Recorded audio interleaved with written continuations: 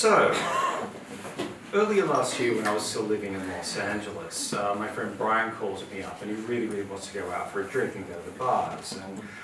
And I'm not really in much of a going out mood, and I hadn't really been for a while, but Brian's like, come on man, it's going to be great, like we'll have lots of fun, you can like a total shut-in.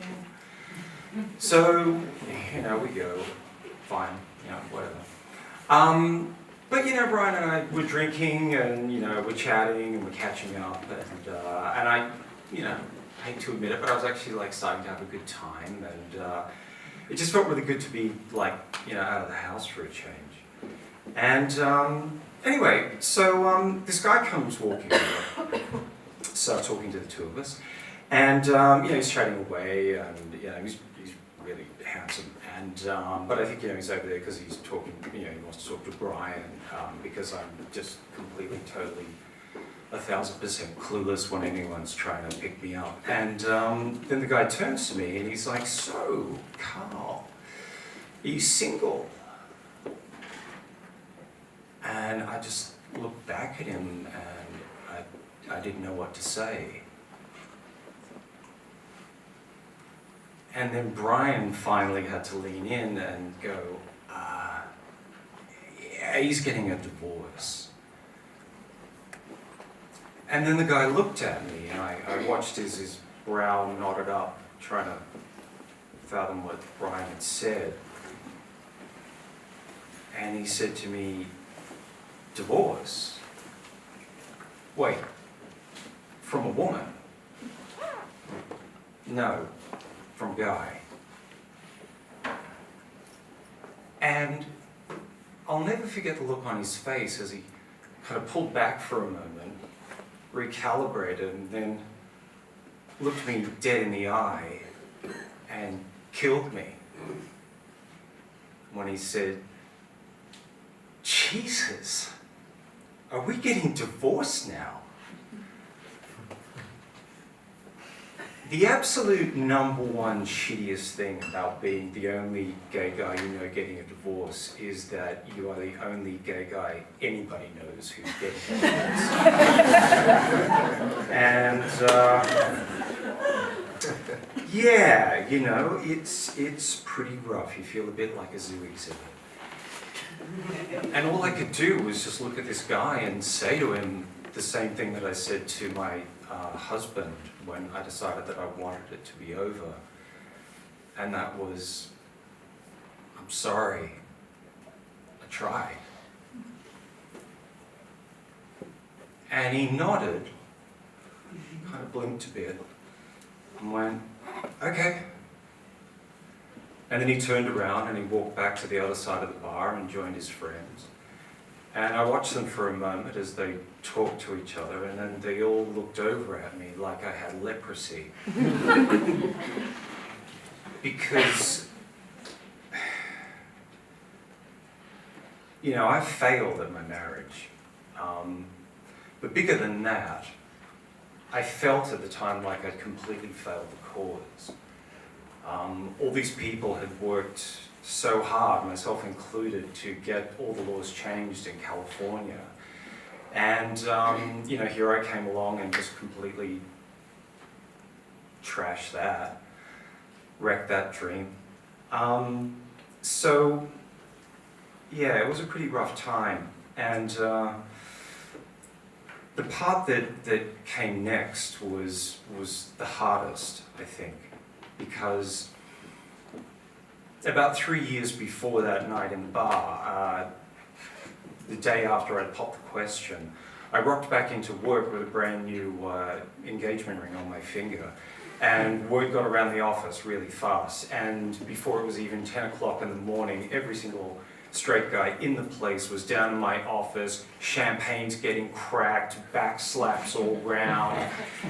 And it was amazing, because gay guys, straight guys, we're never really going to completely, totally understand each other's lives. But every single married straight guy knows what it is to get engaged. He knows what it is to pick the ring, to organize the day, to get down on one knee, to pop the question, to get the answer that you hope you're going to get, to take the ring and then slide it on the fourth finger of the left hand of the person you love more than anything else in the whole world. And to think that this is the greatest thing I'll probably ever do in my entire life. And we had this now in common. Me and these guys. We had all done this. And like, as much as I hate to say this out loud, and I really hate to say this out loud, but for the first time in my life, I felt like I was as good as them. I felt like I was their equal. Because I don't think I think myself, like many gay men, we have a lot of issues with straight guys, like they're the ones who we tried to be for chunks of our lives, they're the ones who beat us up at high school, they're the ones who get to write laws. And I kind of lost my train of thought for a minute there.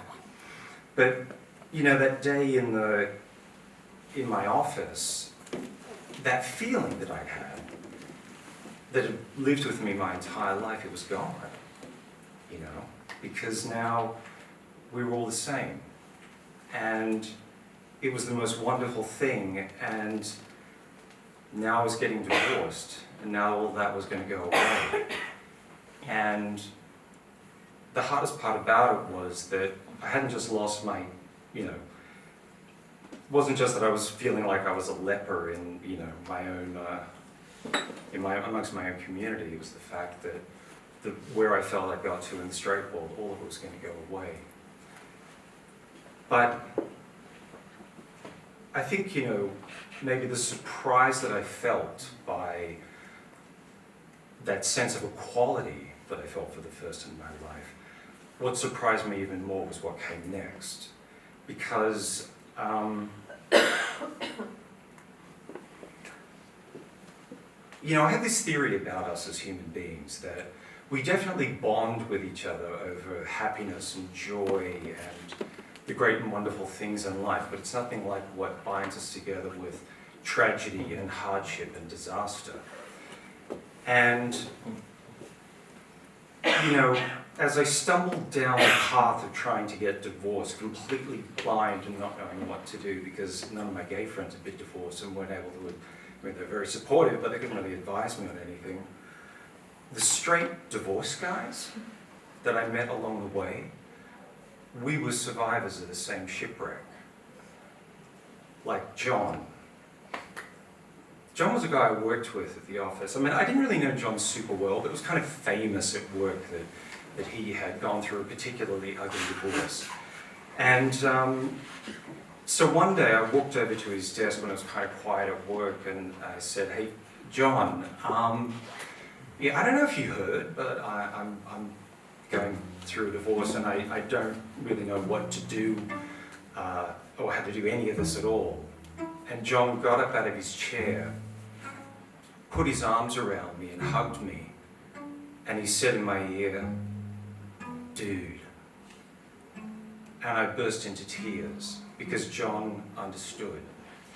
And John and the other straight divorce guys that I met along the way were a never-ending source of first-hand advice and tactics and openness and willingness to help.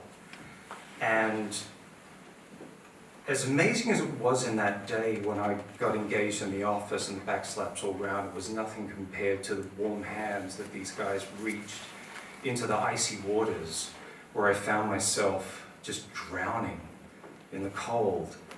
And they pulled me out onto land and they set me on my path. And, when you're getting divorced, you think, I'm never going to find it in myself to love anyone ever again. But the thing is, I did find love. I found a love for straight men that I never in my wildest dreams imagined would ever be available to me. And it's thanks to those guys that I also learned that if I can love people I've been afraid of my entire life, then I can learn to love anybody at all, including myself. So thanks to them, I was able to keep walking and walk myself out of the cold.